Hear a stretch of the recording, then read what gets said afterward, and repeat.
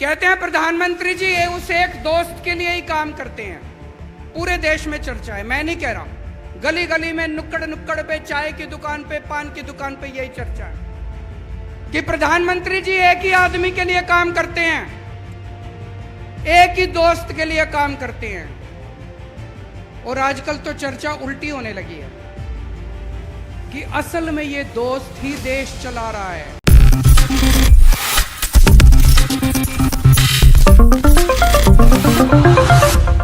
Next 9 news में आपका बहुत बहुत स्वागत है। मैं हूं आपके साथ अबरारुल हक रहमान। सीएम अरविंद केजरीवाल को जिस ढंग से समन भेजा गया था, क्या उस पर हम ये कह सकते हैं कि ये कहीं ना कहीं जो भाजपा की धमकी लगातार हम सुनते आ रहे थे, वो इसमें पूरी तरीके से झलक रही थी। और भारतीय जनता पार्टी तो ठान चुकी है कि आम आदमी पार्टी से उनसे राजनीतिक बदला जो है वो लिया जाना है, क्योंकि एमसीडी में 15 वर्षों की उस सरकार को उखाड़ फेंका था। और फिर अब जबकि कुछ ये भी एक तरीके से स्थिति बन रही है कि अरविंद केजरीवाल को कहीं ना कहीं इसमें झटका भी लग सकता है। उनके खिलाफ अगर उस तरीके से सबूत मुहैया करवा लिए गए तो उनको अपना पद भी छोड़ना पड़ सकता है। ये भी स्थिति बन सकती है। और इस बात को लेकर के चर्चाएं जिस ढंग से हो रही है राजनीतिक गलियारों में, और ये कहा जा रहा है कि उनकी पत्नी या जो है यहाँ पर राघव चड्ढा, ये तमाम ऐसे चेहरे हैं जिनको बड़ी जिम्मेदारी दी जा सकती है। लेकिन उससे पहले अरविंद केजरीवाल क्या इतनी आसानी से अपनी गिरफ्तारी दे देंगे और क्या इतनी आसानी से अपने सीएम पद को छोड़ देंगे? ये कतई नहीं होने वाला है दर्शकों, क्योंकि अरविंद केजरीवाल भी राजनीतिक लड़ाई राजनीतिक ढंग से लड़ते जरूर नजर आएंगे। आइए इस पूरे मामले पर एक खास रिपोर्ट आपको दिखाते।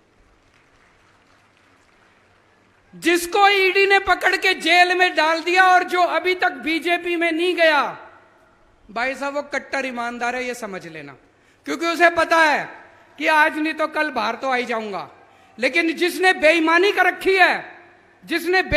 रखी है उसको पता है अगर ईडी ने पकड़ लिया तो पूरी जिंदगी जेल जाना पड़ेगा। वो तुरंत उठ के बीजेपी में चला जाता है।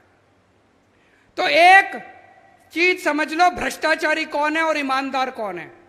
जो आदमी ईडी के डर से बीजेपी में चला गया वो भ्रष्टाचारी है, और जो ईडी की रेड के बावजूद अगर ईडी ने गिरफ्तार कर लिया और बीजेपी में नहीं जा रहा, वो कट्टर ईमानदार है। पूरे देश में आज चर्चा हो रही है कि प्रधानमंत्री जी का एक दोस्त है। कौन है? कहते हैं प्रधानमंत्री जी ये उस एक दोस्त के लिए ही काम करते हैं। पूरे देश में चर्चा है, मैं नहीं कह रहा, गली गली में नुक्कड़ नुक्कड़ पे, चाय की दुकान पे, पान की दुकान पे यही चर्चा है कि प्रधानमंत्री जी एक ही आदमी के लिए काम करते हैं, एक ही दोस्त के लिए काम करते हैं। और आजकल तो चर्चा उल्टी होने लगी है कि असल में ये दोस्त ही देश चला रहा है, सारे निर्णय वो दोस्त ही ले रहा है। प्रधानमंत्री जी निर्णय नहीं ले रहे। जनता में चर्चा है। लोग मेरे को आके बताते हैं कि जी दोस्त ही देश चला रहा है, कानून उस दोस्त के ऑफिस से बन के आते हैं और पास होते हैं, वो दोस्त ही निर्णय लेता है।